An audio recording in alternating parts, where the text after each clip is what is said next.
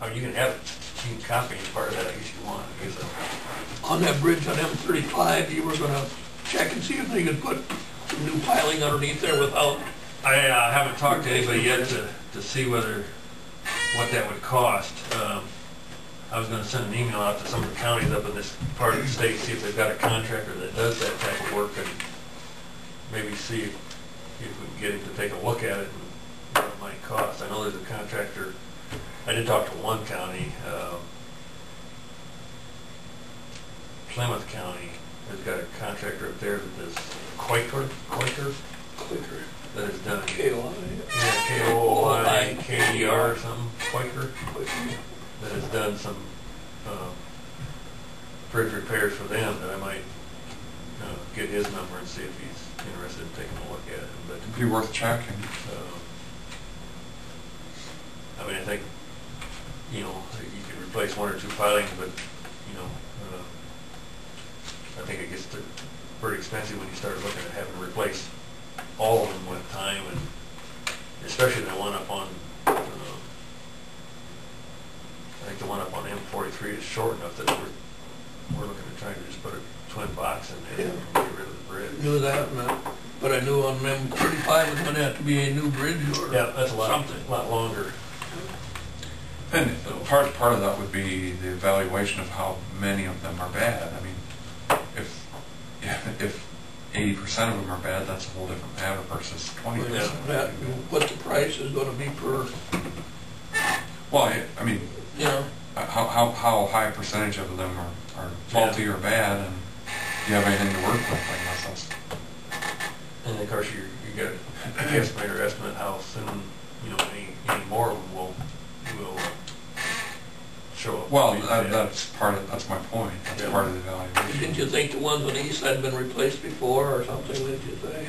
At least two of them on the, I was thinking it was on the west side, south abutment, I think. Remember the pictures of the one side looked like it was pretty darn good shape, but the other side was... And I haven't... rapidly going to I haven't, but we did find in the bridge file that there was a sheet of paper in there that had a whole bunch of county guys' names in, I think it said 1987 on it, but it didn't say what they'd done. But I don't know if that was the time they... Just go ask Connie. Yeah. I probably could have told us, but we asked even the guys that were on the list. They don't remember for sure what they did. There were still some of them. Yeah. There's 3 or 4 of them still working here, and nobody seems to can remember for sure what they've done. But Mike and a couple of them seemed to think that the water had gotten behind the back wall and actually washed out some of the fill behind the back wall, and that they had to repair that. But their file really don't tell you exactly what they did. But so whether that's when they did those piling at the same time, wasn't that bridge washed out or something once? And I thought that was the one the guy tried jumping across with the Jeep and took the front end off underneath his Jeep. Oh, so when would that have been? Oh, man. Would that have been about 87? Yeah. Couldn't have about 8 years ago, so. Yeah. But he tried jumping it. That's the only bridge I can think of over there. Well, I think if what I'm understanding from them happened is the water got behind the back wall, well then... it wasn't the whole bridge. He didn't try to... It was an area. Yeah. He approached one side to the other. Yep. He thought he could jump across it. But it didn't work. That could have been this time. I don't know. Maybe I need to go back and look at the newspaper. What kind of newspaper articles, because that's what would have made the paper. You said you had a couple road. I talked to him already yesterday. I was out there. Okay. And I talked to Mike last night. He went out to check. And he actually wasn't quite as bad as it's been in some other times. But there's a drainage problem there. Yeah, Mike was. Well, you have to get corrected. And Mike realizes it. So. Yeah, I think he was going to close that section road, try to keep the traffic off to see if we can get it dried out a little bit and get it back into shape. I mean, both the people could doubt going the other way. But yeah, Bullard got out okay. And Frankie's on the end of it. Yeah. Or, you know, after that mile, he's in the next mile. I know Mike just said they, you know, they Maybe Buller can go out that they way. could get out a different way without having to drive that section, so I thought he said he was gonna try to fence it off and try to get in there.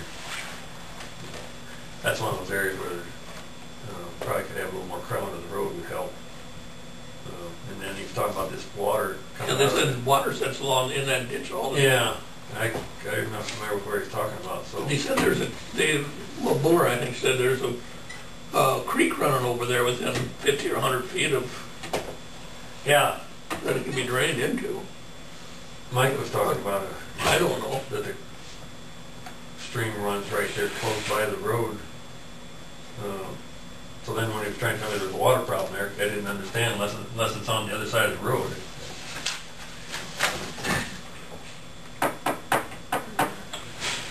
Anything else, Ron? No, I think that's all I've got. Motion to adjourn. We're adjourned.